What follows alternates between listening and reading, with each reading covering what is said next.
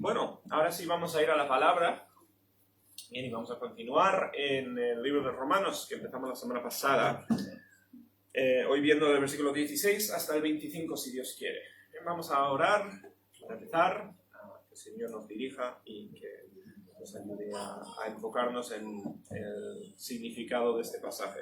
Nuestro Padre, te damos tantas gracias por tu palabra, gracias por el tiempo que tenemos ahora para estudiarla.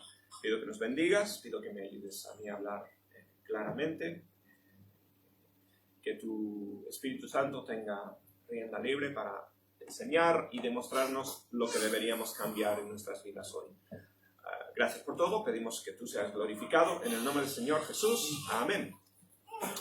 Muy bien, bueno, la semana pasada, bien, vimos a Pablo, que se llamaba como prisionero del Evangelio, ¿no? Decía que tenía desde dentro una obligación de hablar de este Evangelio. Y estaba diciendo a los romanos que nunca les había conocido en persona, que tenía un deseo fuerte de visitarles y compartir este Evangelio. Bien, y el Evangelio es el tema principal del libro de Romanos. Sin duda, aunque no se llame un Evangelio, ¿no? El libro de Romanos trata de directamente el Evangelio y sus efectos en la vida cristiana. Y Pablo está introduciendo este libro, pues hablando de la gran motivación que tiene de compartir con ellos el Evangelio. Bien, ya conocen a Cristo, o sea, está hablando de una iglesia. Se supone que la mayoría o todos conocerían ya al Señor, conocerían el Evangelio, pero Pablo aún quiere seguir hablando, quiere profundizar el Evangelio y hablar de las... tenemos a veces la idea de que el Evangelio es simplemente para el inconverso, ¿no? Y es simplemente lo que hay que contar al que no conoce a Cristo, pero el Evangelio es la historia de lo que hizo Jesús, que no se puede separar de los efectos del Evangelio en el corazón. O sea, el Evangelio es enseñanza para cada cristiano hasta que sea perfecto, ¿no? Hasta que seamos santificados, no haya ningún pecado en nuestra vida. Hasta que lleguemos a ese punto, el Evangelio es lo que necesitamos consumir. Y por eso Pablo quiere compartirlo, por eso Pablo quiere llevarlo a los romanos, y dice, para ser de bendición y para que ellos también les sean a él de bendición, ¿no? Para que mutuamente puedan beneficiarse del estudio de la palabra. Bueno, hoy continuamos. Bien, y este versículo pues enlaza directamente con el versículo 15, que es que Pablo quería ir a predicar, pero el Espíritu Santo no se lo había permitido hasta este punto. Justo antes Pablo dijo que el Evangelio es para todos, es para judíos, para griegos, para ricos, para pobres, bien, es absolutamente para todos. Y continúa diciendo Pablo, porque no me avergüenzo del Evangelio. El Evangelio es, como decía, para todos. Hay que recordar que en tiempos del Nuevo Testamento hay una división muy grande entre los judíos y los griegos. O sea, todos estamos muy al día con temas del racismo, ¿no? Vivimos en un mundo muy racista, vivimos en tiempos racistas, o sea, en tiempos donde se manifiesta racismo de mil tipos, hacia mil clases de personas. Y no solamente limitado al racismo, sino a diferentes tipos de manifestar, vamos a decir, odio, porque es falta de amor, hacia un grupo diferente a ti. Al final es simplemente miedo o odio hacia uno que sea diferente a ti, de cualquier forma. Y puede ser cultura, puede ser clase, puede ser educación, o muchas cosas. En los días de Pablo, quizás más que hoy, ¿bien? O sea, si está mal hoy, estaba muy mal en los tiempos de Pablo. Y justamente el Evangelio era lo que... O sea, el Evangelio venía de Cristo para para crear un puente entre judíos y griegos. O sea, hasta Jesús, los seguidores de Jehová, los que seguían el Antiguo Testamento, los que conocían a Dios, pues seguían siendo dentro de este campo de gente que no pensaba nada bien de los griegos.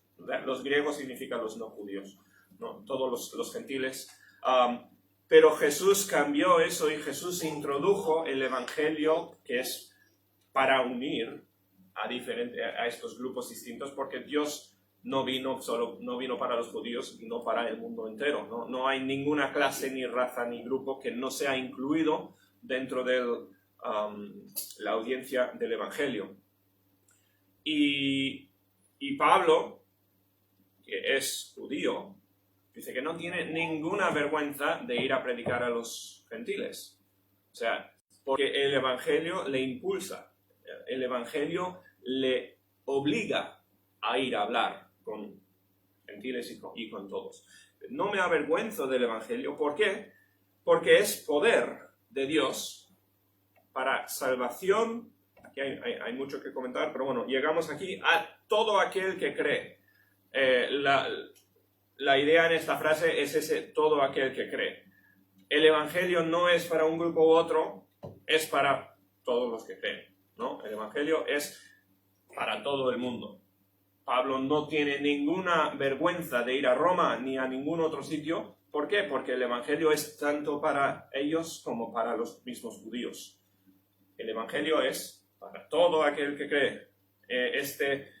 La palabra cree allí es una palabra que aparece muchas veces en estos versículos. Voy a comentar un poquito más en el próximo versículo. Bien, pero esa palabra significa confianza o identificación con Cristo. Es una palabra muy amplia. Pero lo que está diciendo Pablo es el Evangelio está para los que creen.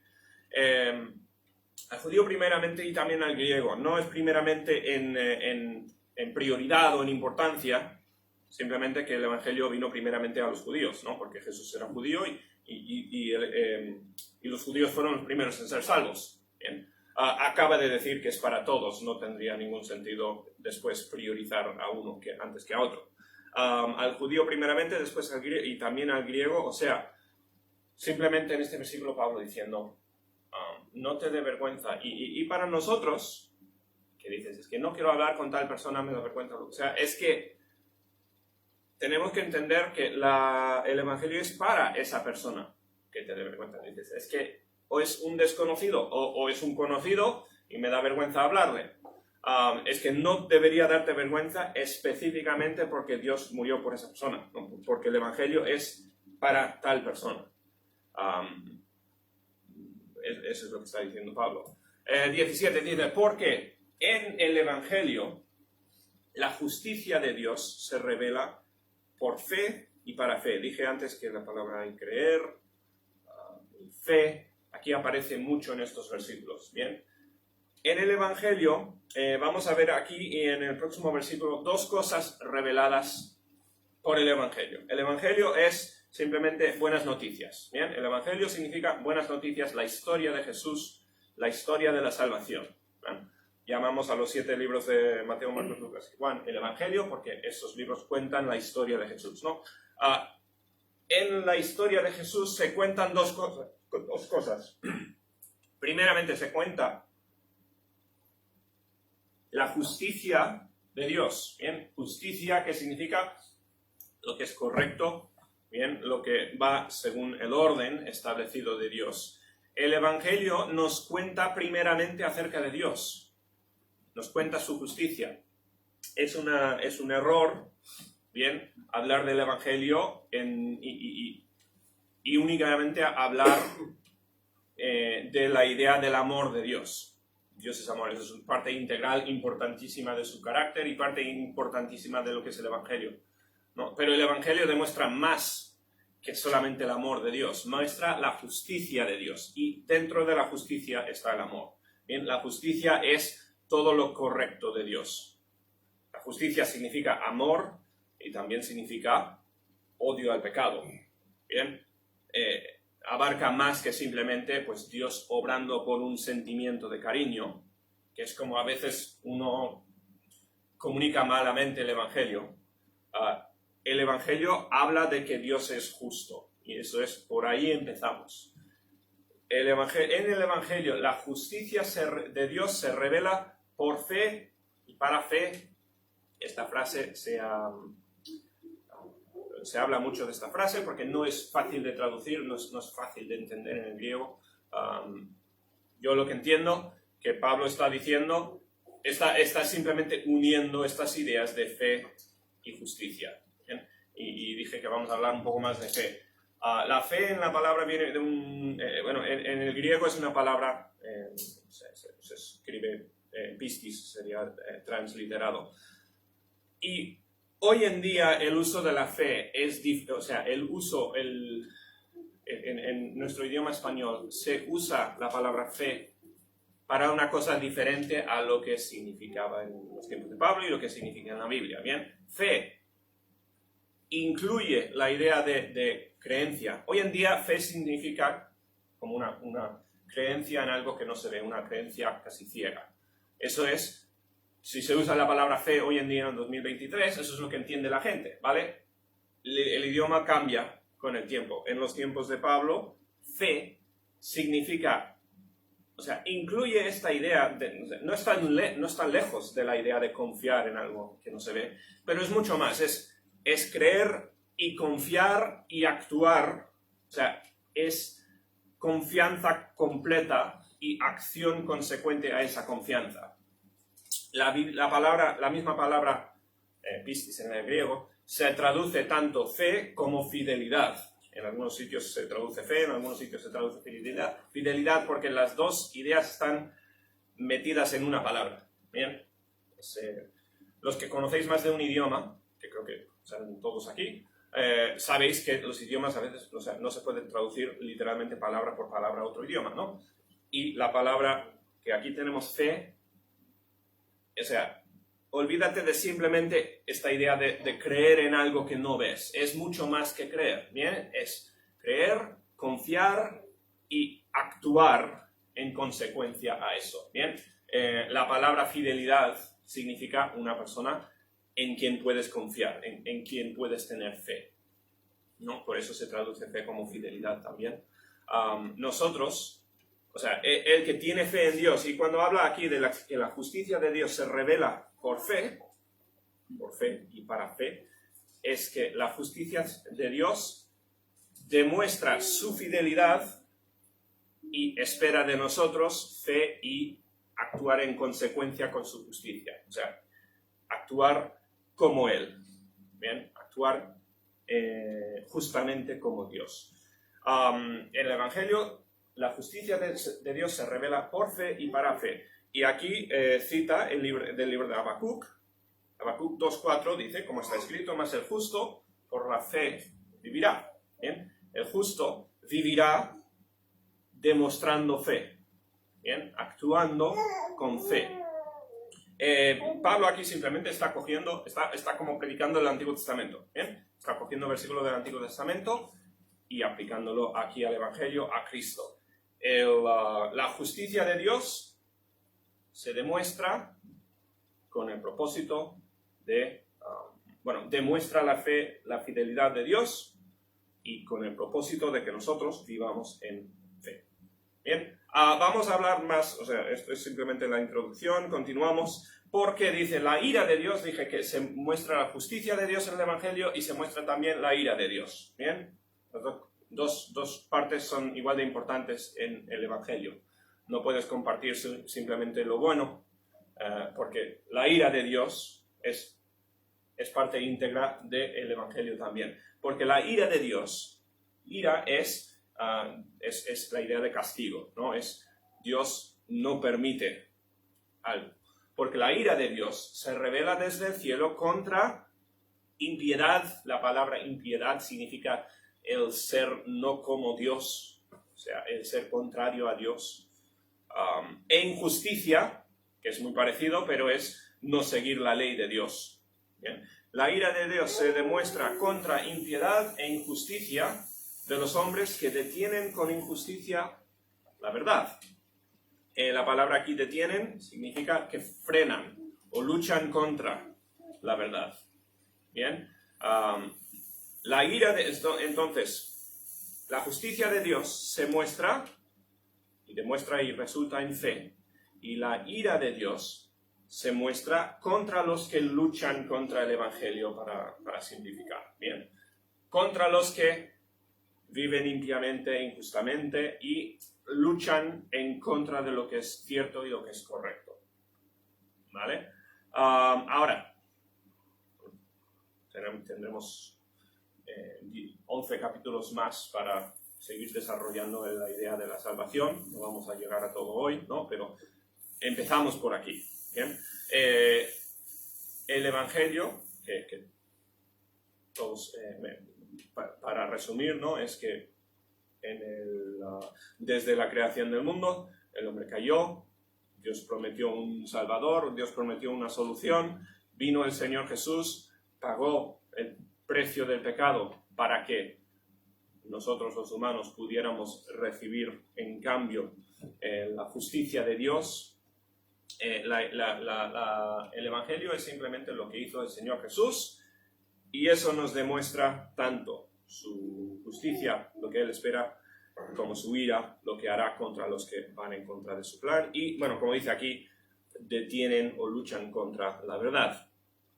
Dice, porque lo que de Dios se conoce, la palabra anterior, verdad, habla de lo que es cierto, lo que es indiscutible, ¿no?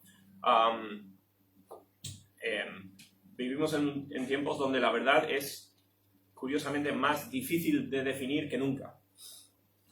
Yo de niño era muy ingenuo y pensaba que gracias al Internet todos íbamos a tener más inteligencia y más sabiduría y íbamos a llegar todos a estar más de acuerdo en las cosas. Y no ha funcionado así para nada, ¿verdad?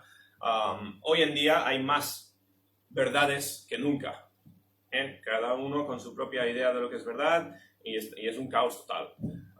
Pero eso no cambia el concepto de la verdad no se ha perdido. O sea, aunque sea difícil encontrar la verdad hoy en día, no significa que no exista la verdad. ¿Bien? La verdad es lo que es cierto, ¿no? Lo que es indiscutible. Bueno, lo que no importa si discutes sigue siendo cierto. La verdad es lo que ha hecho Dios y lo que dice Dios. Y Dios demuestra su ira contra los que luchan contra esa verdad. Dice, porque lo que de Dios se conoce les es manifiesto. Y aquí entramos a lo que vimos antes en el libro en Salmo 19, ¿no?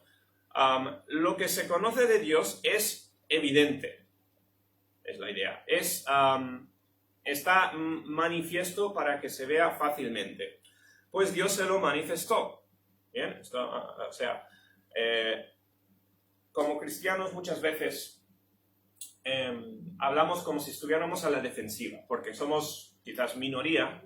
O sea, hay más personas en nuestra cultura ateas o que nieguen la existencia de Dios o que hablen de que Dios no puede ser real, etcétera, etcétera. Y por ser menos en número, actuamos como si estuviéramos a la defensiva. Intentamos, pues sí, hay que dar argumentos que defiendan nuestra posición. Pero Pablo no piensa así. ¿Bien? Pablo dice, la verdad está clara, es clara. La verdad está allí. Dios ha demostrado, y esto lo encontramos a lo largo de la Biblia, ¿no? Dios ha demostrado lo que es verdad. Ahora, el hecho de que en nuestra cultura y en muchas otras culturas en el pasado se niegue lo que es evidente, eso no cambia de que estén luchando contra la verdad. ¿Bien? Nosotros no estamos a la defensiva intentando dar alguna explicación de cómo puede existir Dios de verdad en contra de la evidencia. ¿No? La evidencia está completamente a favor de la existencia de Dios. La evidencia es la creación. ¿Bien? La creación no vino de la nada, no vino de una explosión. ¿Bien? La creación demuestra el Creador. Y por mucho que se repita lo contrario, o sea, no cambia de que se esté luchando contra lo que es evidente. Porque lo que de Dios se conoce les es manifiesto, pues Dios se lo manifestó. Mira que Dios dio testimonio de su existencia, incluso de su bondad y de las características buenas de Él. Dio esa prueba a todos. ¿Bien? Todos disfrutamos del mundo. ¿Bien? Y aunque el que sea ciego o sordo o haya perdido sentidos, ¿no? Todos disfrutamos de diferentes aspectos de la creación de Dios. Y Dios lo hizo para que veamos lo bueno que es Dios. O sea, Dios hizo estas cosas para su gloria. El propósito único de la creación es manifestar la gloria de Dios. Y eso es lo que hace, lo quiera creer o aceptar el humano o no. Bien, el propósito de la creación es sencilla, es manifestar lo que es Dios. Porque las cosas invisibles de Él, cosas no tangibles que no están en nuestro plano de existencia o que no podamos tocar, las cosas espirituales se podría decir, las cosas invisibles de Él, en contraste a lo visible, ¿no? Que es la creación. Su eterno poder y deidad se hacen visibles. Se hacen visibles a través de la creación, ¿no? Se hacen claramente visibles desde la creación del mundo, siendo entendidas por medio de las cosas hechas, otra vez, por medio de la creación, las obras que Dios hizo, de modo que no tienen excusa, de modo que nadie tiene excusa. Bien, la pregunta, ¿no? De cómo puede alguien saber de Dios si no escucha el Evangelio de un cristiano, es que todos saben de Dios por interactuar con la creación. Dios es evidente desde la creación. Desde luego hay muchos empeñados en intentar luchar contra la verdad, ¿no? Y hoy en día, como siempre ha sido. Pero Dios es evidente a todos. La creación de Dios demuestra su poder, lo que dice aquí, su eterno poder y su deidad, o sea, su divinidad, el hecho de que Él es Dios. Una vez más, es evidente que nuestra creación requiere obra divina. Es evidente que no sea natural sin uno que lo haya ordenado. Las cosas invisibles son hechas visibles, son manifestadas por la creación, siendo entendidas por medio de las cosas hechas, de modo que nadie tiene excusa. Pues habiendo conocido a Dios, o sea, conocido aquí es visto evidencia de Dios. Todos han visto evidencias de Dios, pero no le glorificaron como a Dios. Recuerda lo que dijimos, ¿no? ¿Cuál es el propósito? O sea, ¿por qué Dios creó el mundo? Para su gloria, para ser glorificado. Bien, por la creación y por los humanos que experiencian la creación. Pero habiendo conocido a Dios, habiendo visto su obra y quién es, no le glorificaron como a Dios, ni le dieron gracias, dos cosas que deberían surgir naturalmente de nosotros como humanos, ¿no? Uno, glorificar a Dios. Dos, dar gracias, porque somos privilegiados en la creación, ¿no? Tenemos el privilegio no solo de glorificarle, sino de tener una relación personal con Dios, de dar gracias. No lo hicieron, sino que se envanecieron en sus razonamientos. Bien, y aquí llegamos a la raíz del pecado, que es envanecimiento. Envanecimiento es lo que hizo, bueno, si lo que entendemos de Satanás, o sea, si lo que nos cuenta Ezequiel y algunos pasajes del Antiguo Testamento, si están hablando de Satanás y su caída, bien, lo que hizo Satanás fue envanecerse, querer más gloria de lo que le correspondía y usurpar el lugar de Dios en su cabeza, ¿no? Físicamente no podía hacerlo, pero en su vida, en su mente, en su forma de pensar, usurpó la gloria de Dios, se envaneció a sí mismo. Y eso es lo que hace la humanidad constantemente. Eso es lo que somos todos, ¿bien? Personas que usurpamos la gloria de Dios y queremos glorificarnos a nosotros mismos, ¿bien? La historia de los humanos es querer lo suyo antes que los de Dios. No le glorificaron, no le dieron gracias, sino que se envanecieron en sus razonamientos, en su mente, en su forma de pensar. Igual que Satanás lo hizo, Satanás le convenció a Eva y a Adán de hacer lo mismo. No, podéis ser como Dios, podéis ser más, podéis ser grandes, podéis recibir gloria a vosotros. No hace falta glorificar a Dios, podéis glorificaros a vosotros. Esa es la mentira que se ha creído todo el mundo. ¿Bien? Yo puedo vivir mi vida para mí, para mi placer, para mi gusto, para mi gloria, y nadie, o sea, así es como funciona el mundo. ¿Bien?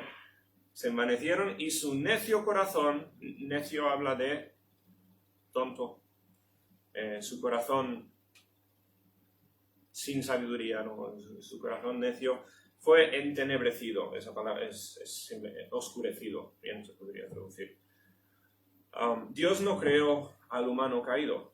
Dios no creó al humano oscurecido. Eso lo decimos nosotros.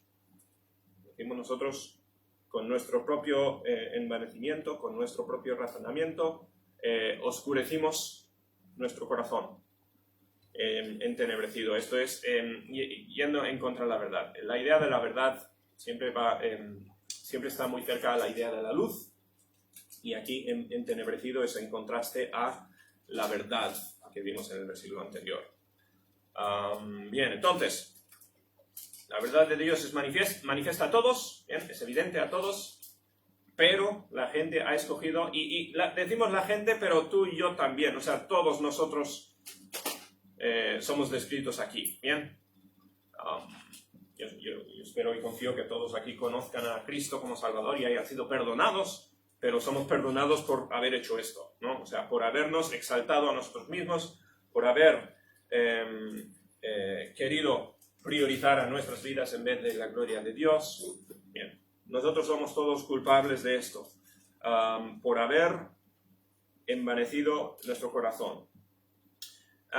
Dice, bueno, sigue describiendo lo que ocurrió en el mundo, lo que ocurre en nuestros corazones, ¿no? Dice, profesando ser sabios, las personas se hicieron necios. Estos son quienes, los del versículo anterior, la creación, las personas, aquí, ¿bien?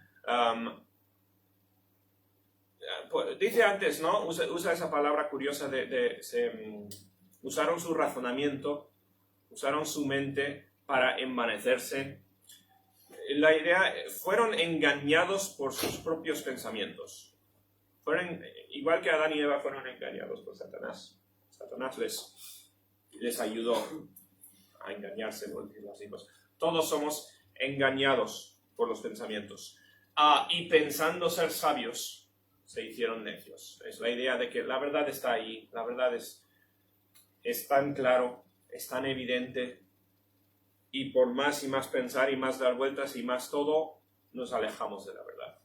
Bien. Es un peligro en muchos ámbitos de la vida, no solamente aquí aplicando al Evangelio. Pero cuanto más uno piensa que sabe, menos sabe. Creo que eso es regla general en cualquier área de disciplina, en cualquier aplicación. Y la gente pensó y pensamos elevarnos por encima de Dios. El envanecimiento, la idolatría, eso es poner a nosotros mismos enfrente de la gloria de Dios. Y es absurdo, es necio, va en contra de lo evidente, no tiene ninguna pizca de razonamiento, pero la gente, pensando ser más sabios que Dios, se hicieron necios, se demostraron necios. Aquí, a mí lo que me parece tan curioso de este pasaje es como Pablo no está para nada a la defensiva aquí. ¿Bien? Como digo, muchas veces como cristianos estamos intentando defender nuestra fe. Y a ver, en la vida real, pues eso es lo que es. Cuando estás rodeado de 100 personas que no creen a Cristo, pues es natural estar a la defensiva. Pero Pablo está tan convencido del Evangelio, tan confiado en el Evangelio, que dice, es que los que no creen están neciamente luchando contra la verdad. O sea, es evidente y la gente es absurda por no creer en Dios. Así lo describe Pablo, ¿no? Se hicieron necios. Dice, cambiaron, y la necedad se demuestra en esto. Cambiaron la gloria de Dios incorruptible. Incorruptible significa inmortal, o sea, eterno es la idea aquí. Cambiaron la gloria de Dios eterna en semejanza o por la semejanza de imagen de hombre corruptible. Cambiaron la inmortalidad de Dios por la mortalidad, creo que es palabra, del humano. reemplazaron al Dios eterno con un humano fallado, un humano finito. Y bueno, no solo hombre, dice, cambiaron la gloria de Dios en semejanza de imagen de hombre, de aves, de cuadrúpedos, de reptiles. Está hablando aquí de la idolatría. En los tiempos de Pablo, pues era así más que hoy en día. Hoy en día no se reemplaza a Dios tanto con ídolos. O sea, piensa en los tiempos de Pablo, se tenían al panteón de dioses y las diferentes religiones paganas, todos adoraban diferentes versiones de dioses basados en animales y cosas así, que hoy en día en partes del mundo es común, en nuestra parte del mundo no. En nuestra parte del mundo se ha cambiado la imagen de Dios por la imagen del hombre y ya está, básicamente, ¿no? Se adora uno mismo, el ego, la persona misma. Los demás animales y cosas así no tanto, pero eso es más cuestión de la cultura en los tiempos de Pablo. Se cambió la gloria de Dios inmortal por un hombre mortal, que ya en sí es absurdo, ¿no? O sea, Dios es eterno. La creación nos dice que hay un Dios eterno, un Dios omnipotente. La creación nos lo deja evidente. ¿Por qué vas a intentar forzar la estupidez de reemplazar a Dios contigo mismo? O sea, ponerte a ti en el lugar de Dios. Tú que solo vas a vivir tus 70 años o lo que sea. Tú que no tienes poder para hacer nada, absolutamente nada en comparación a Dios, ¿no? Es absurdo reemplazar a Dios con tu propio corazón, pero es lo que hace todo el mundo. Y es lo que hacíamos nosotros, ¿bien? Antes de ser salvos, éramos idólatras. Éramos personas que vivíamos para nosotros, como si fuéramos diseñados para vivir para nosotros. Que no lo fuimos, ¿bien? Fuimos diseñados para la gloria de Dios. Pero todos nosotros reemplazamos el lugar, o sea, suplantamos el lugar de Dios y nos pusimos a nosotros como personaje principal en la historia. Se usa a veces la frase, ¿no? Bueno, no sé si lo escuché en la película de Barbie se usa en otros sitios también, ¿no? Pero la idea esta de ser el personaje principal de tu propia historia. Habréis escuchado alguna vez, ¿no? Y como que tú tienes que tomar las decisiones que sean para tu propio bien. Y así piensa la gente hoy, ¿bien? Y eso es exactamente lo que está diciendo Pablo. Reemplazar al personaje principal, que es Dios, contigo mismo, con nosotros mismos. Y eso es lo que hacen todos. Eso es lo que hicieron en los tiempos de Pablo, eso es lo que hacemos nosotros. Por lo cual dice también, entonces, Dios los entregó a la inmundicia. O sea, Dios como que les soltó la mano.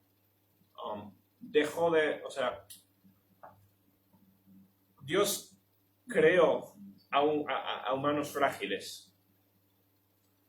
Y cuando los humanos suplantaron a Dios, Dios es como que dijo,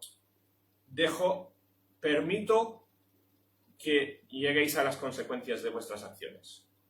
Como padres,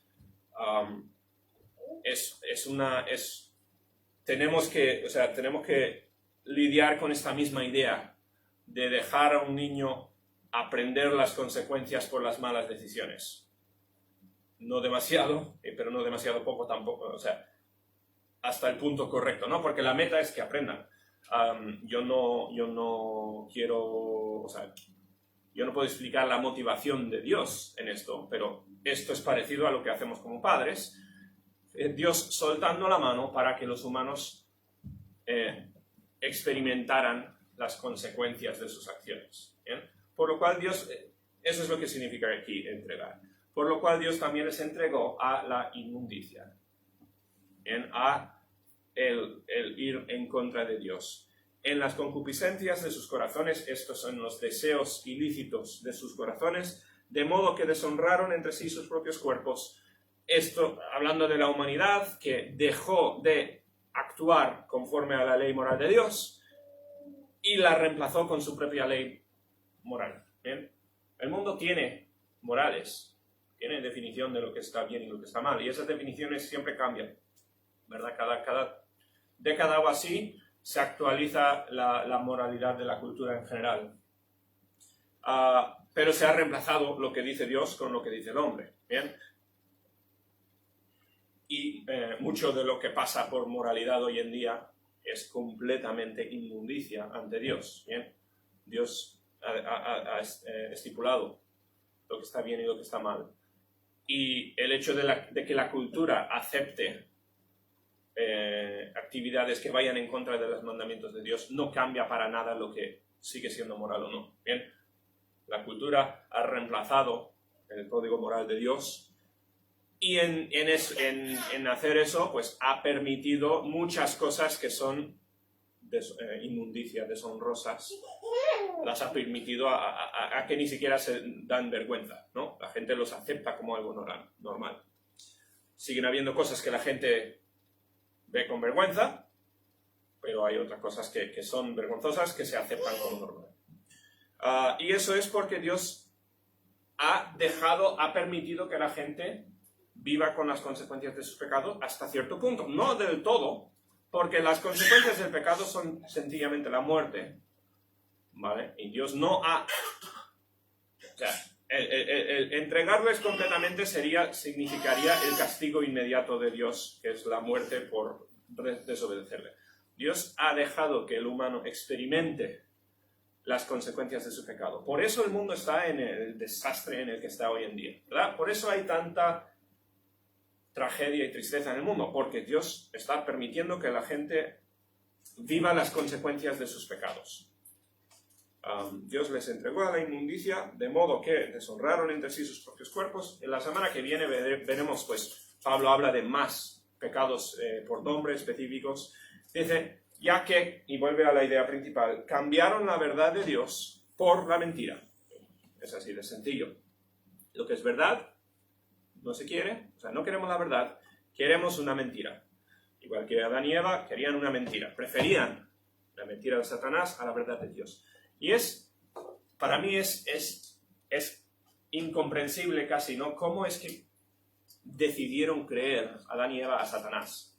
O sea, ¿cómo pudieron ser tan tontos, no? Es absurdo reemplazar el lugar de Dios con sus... O sea, intentar ser Dios ellos. Pero lo hicieron. Y no podemos criticarles demasiado porque es exactamente lo que hacemos nosotros también, ¿bien? Cuando vives tu vida, cuando tomas tus decisiones para tu bien y no según en la ley de Dios, estás haciendo esto, estás reemplazando a Dios en tu vida, ¿bien? Y somos todos culpables de esto, incluso después de salvos, seguimos luchando contra esto, ¿no? Seguimos tomando decisiones por pensando en nosotros en vez de en el Dios. Pero la gente cambió la verdad de Dios por la mentira, dice, honrando y dando culto a criaturas antes que al Creador. Entonces, volviendo a la idea de en vez de glorificar a Dios, se glorificaron a sí mismos. El cual es bendito por los siglos. Amén. Dios es el que debería ser glorificado. Otra vez lo repito, Dios creó el universo con un propósito principal, ¿no? Su gloria. El universo fue diseñado para traer gloria a Dios. O sea, quizás no sea una comparación perfecta, ¿no? Pero como un artista crea algo pues, que debería ser para su gloria, algo que demuestra su talento, la magia que tiene para crear arte, ¿no? O sea, debería ser para la gloria del artista. Y en este mundo, pues, solemos reconocer artistas que hacen una obra de arte, ¿no? O sea, hay diferentes tipos de artistas y muchos tipos de arte. Pero Dios creó al mundo para su gloria. Dios nos creó a nosotros para su gloria. Y hemos usurpado el lugar de Dios. Y hemos glorificado a criaturas antes que el Creador. Y eso es el problema fundamental de la humanidad hoy. ¿Cuántas personas tenemos hoy en día intentando luchar por ser los que glorificamos? aparte del problema de glorificarnos a nosotros mismos, ¿no? Pero, o sea, ves al mundo y son todos egoístas, todos quieren su gloria en vez de a Dios. Ojalá fuéramos como Daniel, ¿os acordáis? Cuando le contó el sueño al rey, y el rey le quería dar de todo, dar de premios, alabos, o sea, ponerle en posición, y Daniel dijo, ¿por qué si yo no he hecho nada? La gloria es de Dios, ¿no? O sea, yo ¿quién soy aquí? Yo soy simplemente una boca a través del cual ha hablado Dios. Ojalá aprendiéramos más a ser así, porque eso es nuestro diseño. Nosotros somos diseñados como herramientas a través de la cual obra Dios y a través de la cual se ve la mano de Dios.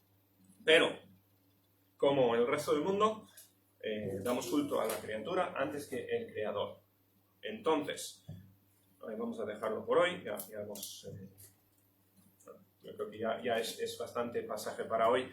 Pero el tema principal, el tema aquí de lo que está desarrollando Pablo, bien, entonces, es que los humanos han negado o luchado contra la verdad, luchado contra lo que es evidente. Dios, bueno, primero es evidente que existe Dios, por la creación nos demuestra eso. Y, por consecuencia lógica, si existe Dios, Dios es el que debe ser glorificado, ¿no? Dios es el que es nuestro dueño. Pero los humanos no queremos aceptar eso, por lo cual intentamos minimizar a Dios o incluso o negar su existencia. ¿Bien? A veces me da gracia, piensas en los panteones de los dioses griegos y romanos, ¿no? Todos los dioses eran súper caprichosos, súper malos, se podía reír de ellos, o se podía ver sus fallos. Todos los dioses súper fallados, ¿no? Y eso es lo que quiere el humano, o sea, si no toma el paso tan absurdo de negar la existencia de Dios, un paso más pequeño es crear un Dios fallado, es crear un Dios que no merece gloria. Y eso es lo que ocurría mucho en los tiempos de Pablo. Hoy en día, como digo, hemos ido hasta tope, intentar incluso decir que la creación viene sin un creador, negar completamente que exista Dios, que es un paso más hacia la estupidez.